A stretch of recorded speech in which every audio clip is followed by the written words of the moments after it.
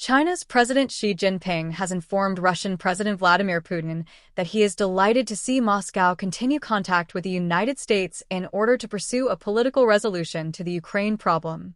The words came during a phone discussion between the two leaders on Friday, following the Kremlin's announcement that President Putin will meet U.S. President Donald Trump in the coming days. During the phone discussion, Xi reiterated China's commitment to peace talks and a diplomatic solution to the Russia-Ukraine conflict. According to Chinese state broadcaster CCTV, the Kremlin stated that Putin called his Chinese counterpart to brief him on the recent U.S.-Russia discussions, during which Xi indicated support for a long-term solution to the Ukraine issue. The call between Xi and Putin was the second in less than 2 months. Putin is set to visit China in September to commemorate the 80th anniversary of the conclusion of World War II since Russia's full-scale invasion of Ukraine in February 2022, which caused a severe worsening in Moscow's relations with the West. The two countries have strengthened their economic, trade, and security cooperation even further. China has never condemned Russia's war or called on it to remove its soldiers, and many of Ukraine's friends feel Beijing has backed Moscow. Beijing maintains that it is a neutral party, frequently calling for an end to the violence while accusing Western countries of prolonging the crisis by arming Ukraine.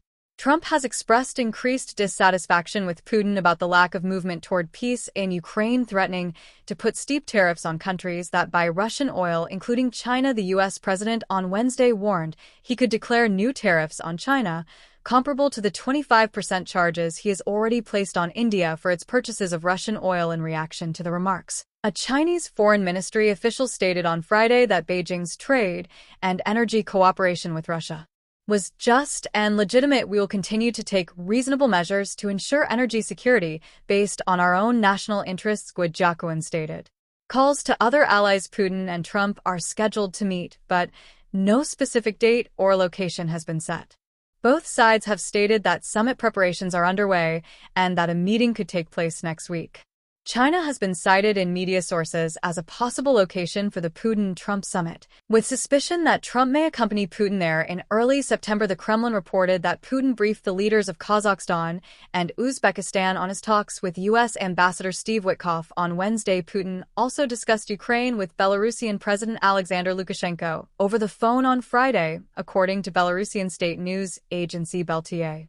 Indian President Narendra Modi also called Putin to address the situation in Ukraine and bilateral relations. I had a very good and detailed conversation with my friend, President Putin. I thanked him for sharing the latest developments in Ukraine, Modi said on X. The Indian president also stated that he was looking forward to hosting Putin in India later this year. Without naming a date, the demands came amid increased hopes for a breakthrough in the Ukraine conflict, which is now in its fourth year following a conversation with Ukraine's President Volodymyr Zelensky.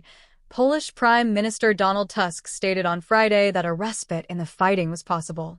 Tusk said Zelensky was very cautious but optimistic and that Ukraine wanted Poland and other European countries to help arrange for a ceasefire and eventual peace settlement. There are certain signals, and we also have an intuition that perhaps a freeze in the conflict, I don't want to say the end, but a freeze in the conflict is closer than it is further away, he explained at a news conference on Friday. There are hopes for this. Trump's efforts to put pressure on Putin to end the bloodshed have made little progress. Russia's larger army is gradually marching deeper into Ukraine while brutally bombarding Ukrainian cities. Russia and Ukraine have very different ideas about what constitutes peace. Almost 2 weeks ago, Trump increased his ultimatum to impose new penalties on Russia, as well as secondary tariffs on countries that purchase Russian oil. If no Kremlin efforts toward a settlement were made, the deadline lapsed on Friday. It was unclear what steps Trump planned to take as a consequence.